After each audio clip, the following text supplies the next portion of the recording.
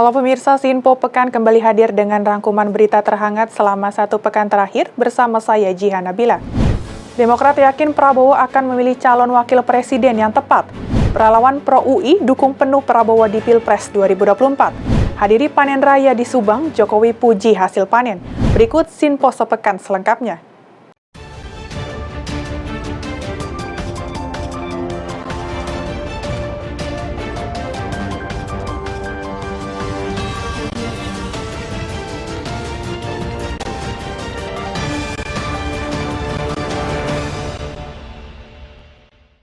Usai bertemu Presiden Joko Widodo, Solidaritas Ulama Muda Jokowi mendeklarasikan dukungannya terhadap Baca Pres Koalisi Indonesia Maju Prabowo Subianto.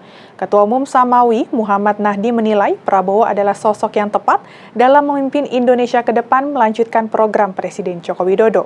Sabtu malam, usai bertemu Presiden Joko Widodo, perwakilan Solidaritas Ulama Muda Jokowi menyambangi kediaman Baca Pres Koalisi Indonesia Maju Prabowo Subianto. Kedatangan mereka pun disambut hangat oleh Prabowo di Jalan Kertanegara, kawasan Jakarta Selatan. Dalam kesempatan tersebut, organisasi yang disingkat Samawi ini resmi mendeklarasikan dukungan untuk kontestasi Pilpres 2024 kepada Prabowo Subianto. Prabowo dinilai sosok yang tegas serta berpengalaman mengelola geopolitik dan mempunyai ikatan batin yang kuat dengan akar rumput masyarakat. Sudah bulat dalam mufakat bahwa Indonesia membutuhkan sosok pemimpin yang tegas, tapi juga memiliki rasa cinta yang besar kepada rakyatnya. Pemimpin yang berpengalaman mengelola geopolitik, mengantisipasi berbagai perkembangan dunia, namun juga punya ikatan kuat dengan batin masyarakat di akar rumput. Bismillahirrahmanirrahim, kami sampaikan atas ijtihad kami, Pak Prabowo lah sosok itu. Pak Prabowo, sebagaimana Bapak sering mengatakan, berguru pada Pak Jokowi, kebijakan dan bahkan kode-kode politik dari beliau sebagai acuan. Atas dasar pertimbangan itu, kami hari ini berada di sini untuk menyelaraskan persepsi, menggandeng tangan Bapak untuk terus maju dan berlaga dalam kontestasi pertarungan pemilihan pemimpin bangsa kita. Kami kaum Sarungan tegak lurus bersama Pak Jokowi dan berijtihad mendukung Bapak. Koordinator juru bicara Partai Demokrat Herzaki Mahendra Putra meyakini pilihan bakal calon wakil presiden Prabowo Subianto di Pilpres 2024 sudah tepat.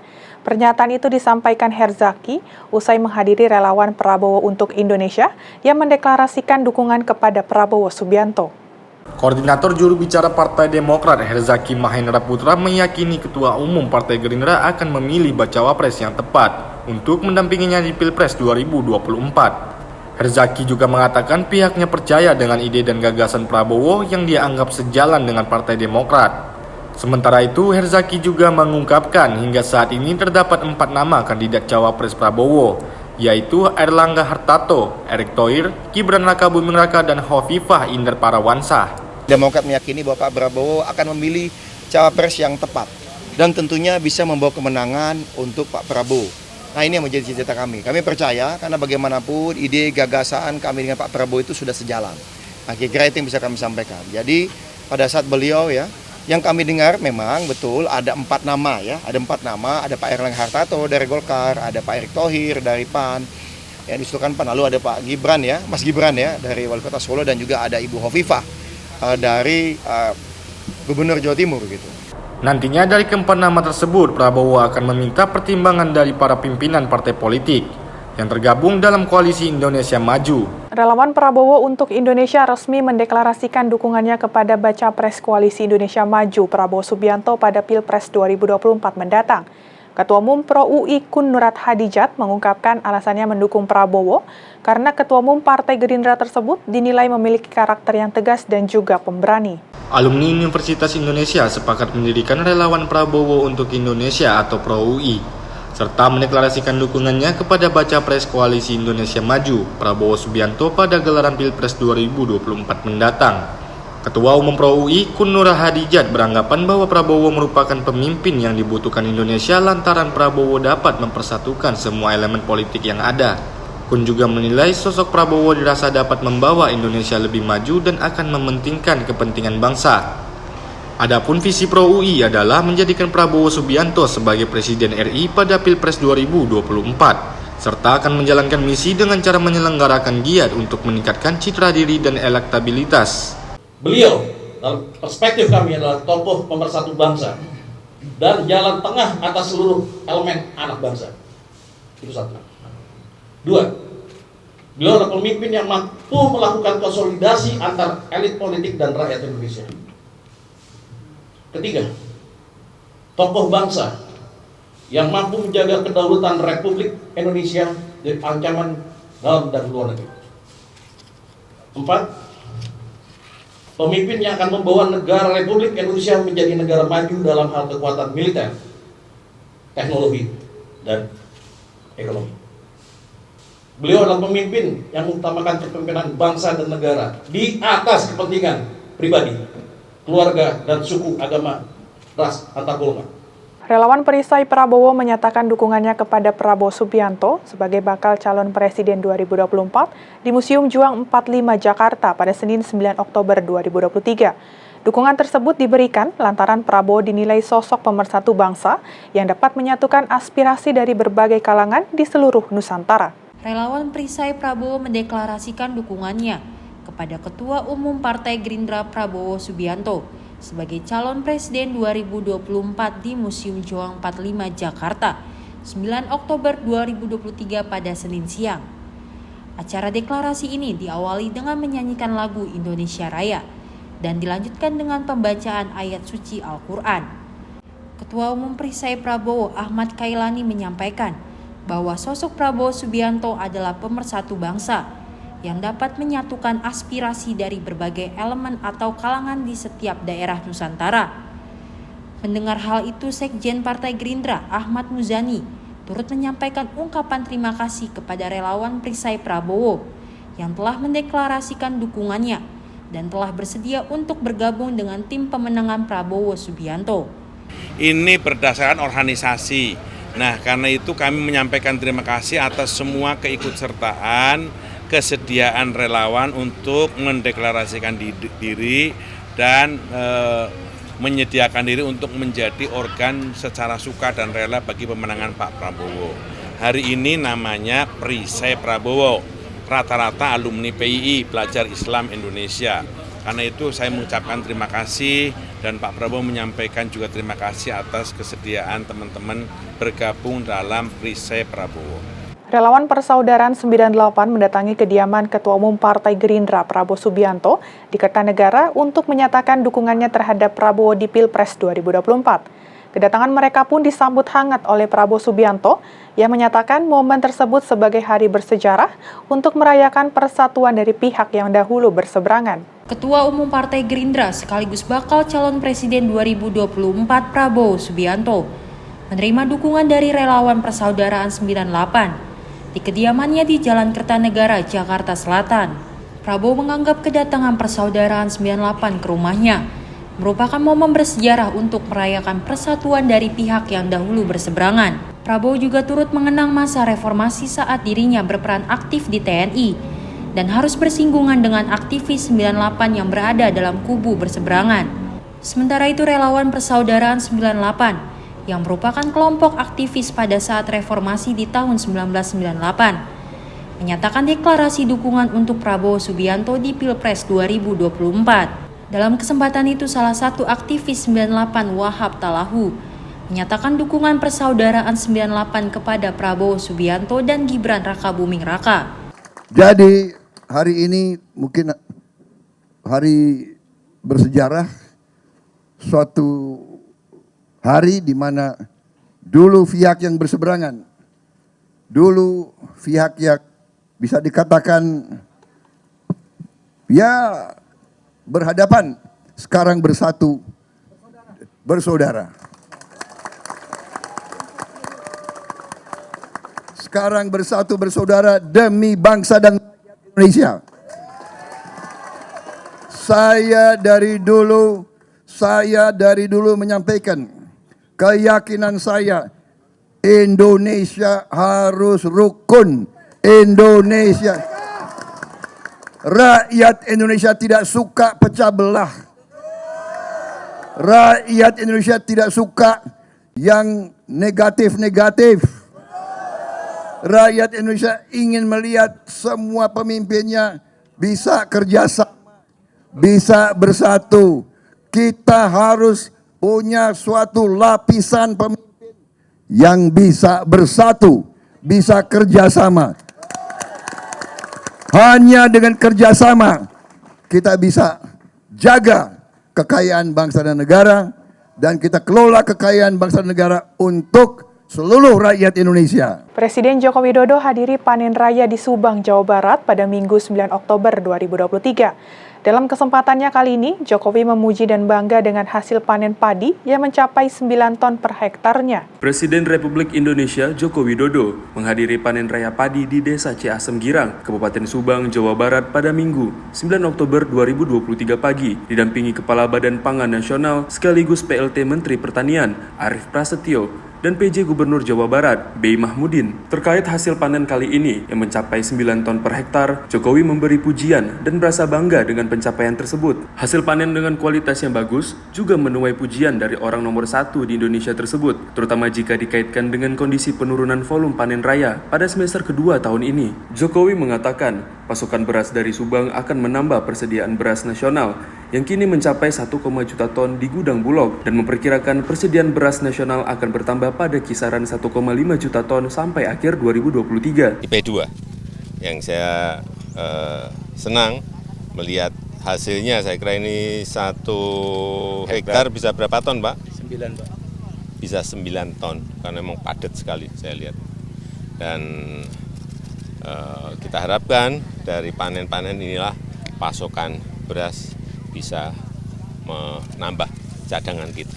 Tetapi memang tetap masih kurang.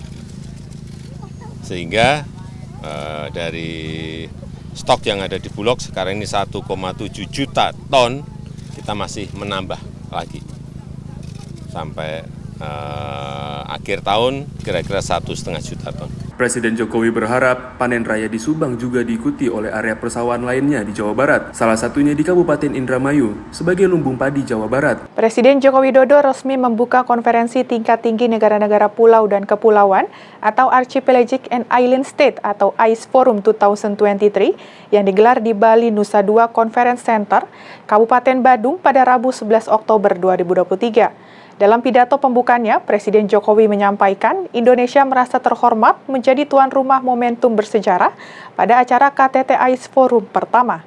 Konferensi tingkat tinggi negara-negara pulau dan kepulauan atau Archipelagic and Island States Forum 2023 atau KTT AIS resmi dibuka oleh Presiden Joko Widodo di Bali Nusa Dua Conference Center pada Rabu 11 Oktober 2023. Dalam pidatonya, Jokowi mengatakan semua negara kepulauan dan negara pulau bersama-sama dalam menghadapi tantangan kompleks yang saling berkaitan satu sama lain, diantaranya seperti persoalan kenaikan permukaan laut, tata kelola sumber daya laut, hingga pencemaran air laut. Selain itu, Jokowi menyampaikan KTT AIS Forum 2023 merupakan kesempatan yang penting untuk membangun kolaborasi dan solidaritas negara kepulauan dan pulau dalam penyelesaian masalah bersama. Lebih lanjut, orang nomor 1 Indonesia itu menyebut akan berkomitmen menyiapkan dana hibah untuk dimanfaatkan bagi kepentingan negara kepulauan dan negara berkembang. Indonesia merasa terhormat menjadi tuan rumah momentum bersejarah KTT pertama AIS Forum.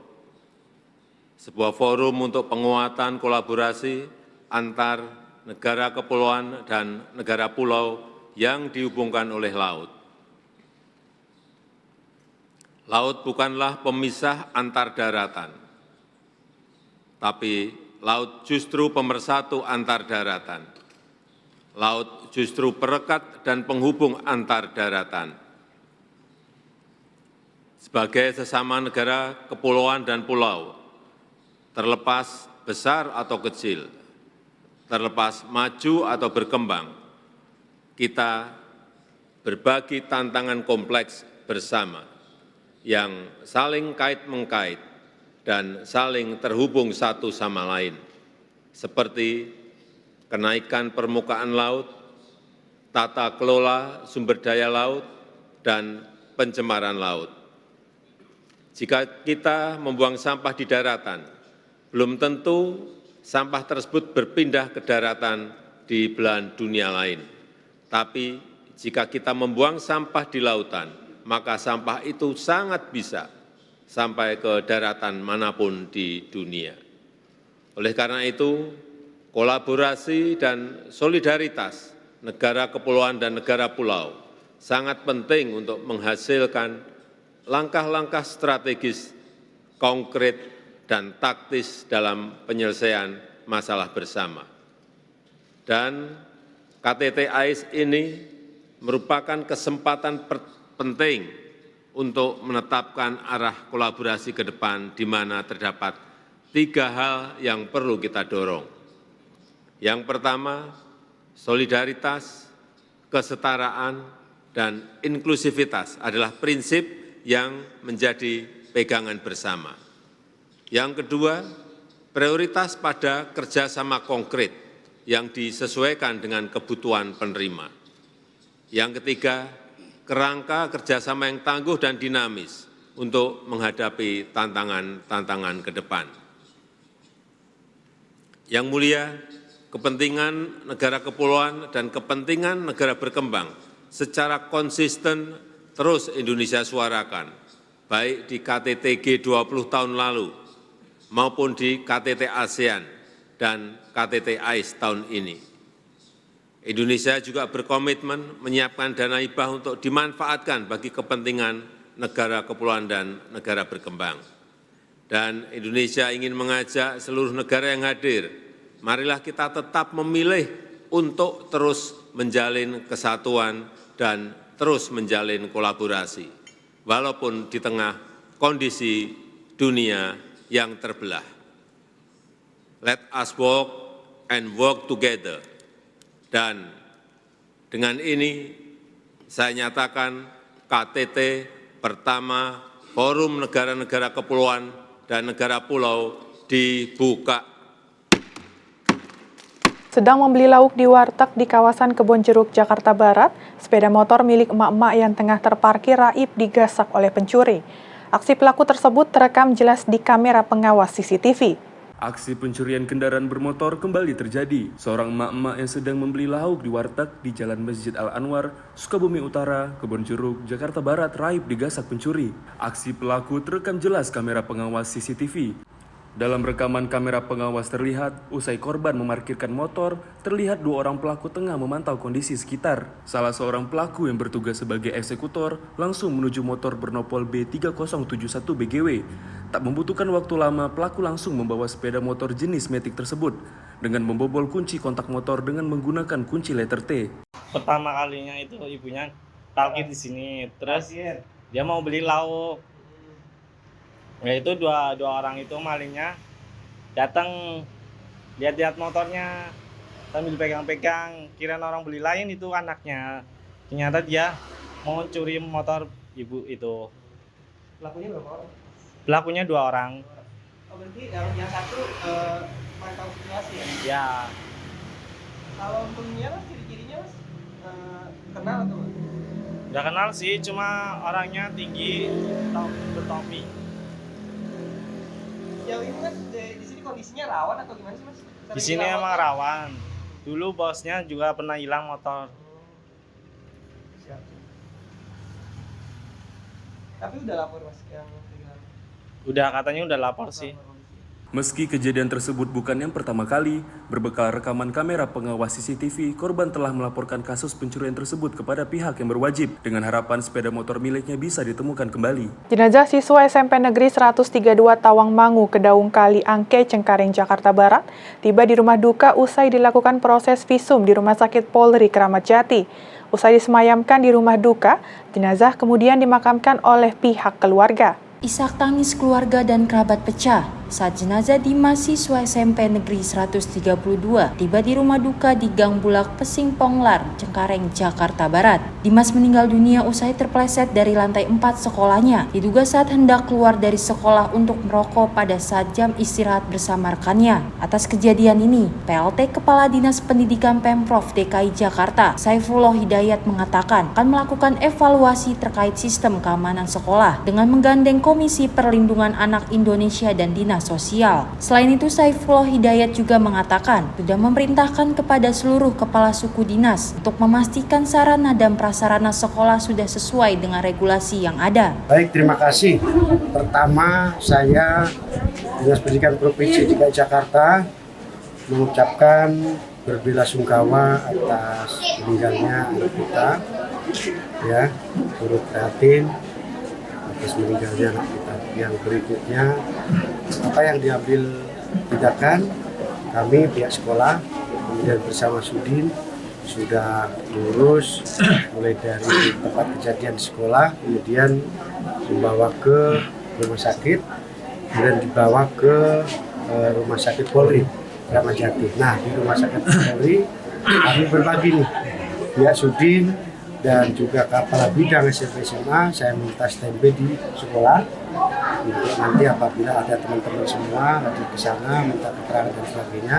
Sedangkan saya sendiri langsung ke rumah sakit Polri. Saya mendampingi keluarga terkait dengan pemulasaran jenazah, mulai dari menunggu hasil visum pemeriksaan, kemudian sampai ke memandikan, kemudian juga mengkafani. Tentunya begini, anak-anak kita dan guru kita tentunya melihat, mendengar ya kejadian ini, tentunya harus kita jaga terkait dengan secara psikologisnya ya, biar tidak trauma. Maka tadi kami sudah merencanakan, sudah menghubungi para pihak, dan besok anak-anak proses pembelajarannya jarak jauh ya.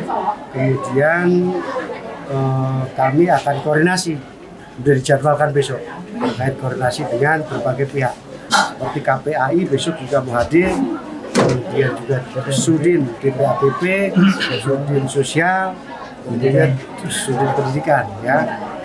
Nah, kami sangat terbuka asal semuanya melihat berbagai layanan ya. Jadi besok berkoordinasi untuk memberikan pendampingan. Nah, kapan pendampingannya ya setelah rapat besok gitu ya. Jadi gini, terkait dengan kejadian seperti apa, mohon maaf ya, saya menghormati prosesnya, menghormati prosedurnya. Sudah ada yang punya kewenangan dan kompeten di bidangnya, yaitu pihak kepolisian. Apapun nanti hasil dari penyelidikan dari pihak kepolisian, ya semuanya itu sebagai bahan perbaikan bagi layanan dinas pendidikan. Kejadian apapun itu tentu bagian dari evaluasi, ya Pak. Apakah dinas pendidikan akan berbuat begini? Dinas pendidikan cari aja. Kami sudah perintahkan kepada semua Sudin, kepada bidang persekolahan, kepada satuan pendidikan untuk mengecek kembali, melihat kembali terkait dengan sarana prasarana yang ada di sekolah. Yang utamanya adalah menjamin keselamatan anak dan guru. Ya, kita sudah mengeluarkan surat edaran, sudah menghibur semua terkait dengan semua sekolah wajib ya mengikuti standar prasarana dan sarana sekolah yang diatur oleh regulasi. Usai disemayamkan di rumah duka, jenazah Dimas kemudian disolatkan untuk dimakamkan oleh pihak keluarga di tempat pemakaman umum Gadok Kedoya, Kebonjeruk, Jakarta Barat. Dalam hal ini, keluarga belum mengetahui secara rinci mengenai kronologis terpelesetnya Dimas hingga meninggal dunia. Namun pihak keluarga juga mengaku sudah ikhlas atas kepergian Dimas. Saya kurang tahu sih, saya baru pulang kerja, jadi kabarin adik udah nggak ada. Saya kehilangan banget, mendadak banget soalnya, udah sakit, nggak apa. Emang sejauh ini yang Mbak dapat informasi itu seperti apa sih Mbak kronologis kejadiannya Mbak? Katanya sih kepleset sekolahan, cuman kurang tahu lebih detailnya gimana ya.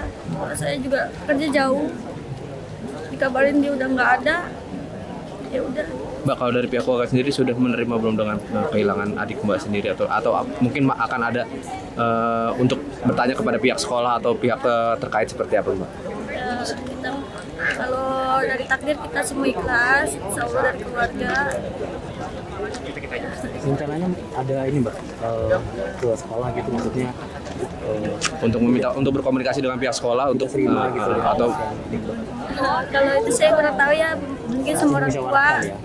Evaluasi ntar sama orang tua saja yang ngomongin. Sebelumnya, seorang siswa SMP Negeri 132 Cengkareng, Jakarta Barat, itu dari lantai 4 sekolahnya dan ditemukan warga dalam kondisi meninggal dunia dengan luka berat di bagian kepala. Seorang wanita yang sedang bermain gawai di belakang tempat kerjanya di Jalan Angke Indah Raya, Tambora, Jakarta Barat, nyaris menjadi korban penjambretan.